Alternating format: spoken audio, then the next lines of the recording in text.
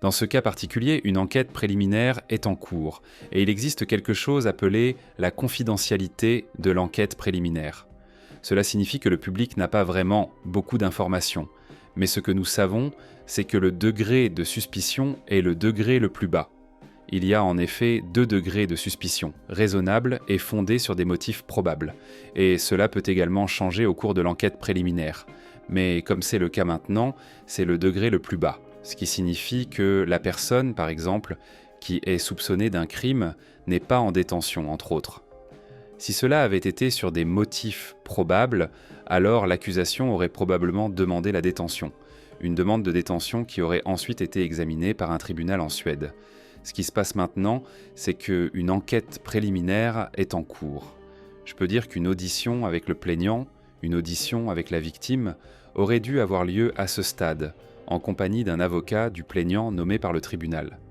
Ce qui se passe également maintenant, c'est que l'accusation mène l'enquête préliminaire, cherchant à découvrir quelles preuves à l'appui existent. Nous parlons alors de preuves orales, cela peut être des témoins avec lesquels le plaignant a parlé par exemple.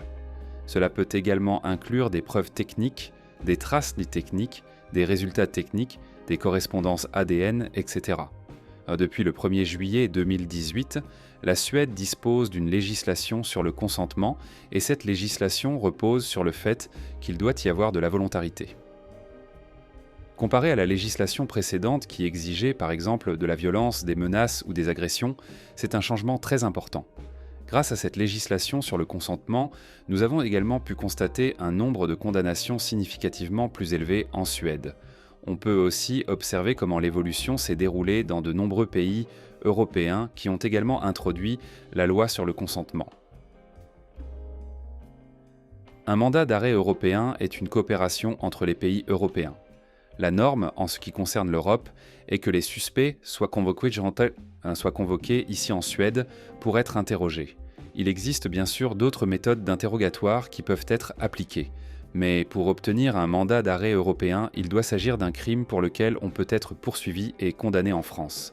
Il doit également s'agir d'un crime suffisamment grave. De plus, il doit y avoir une certitude juridique pour ceux qui sont soupçonnés de crime. Il doit y avoir une certitude juridique à ce sujet.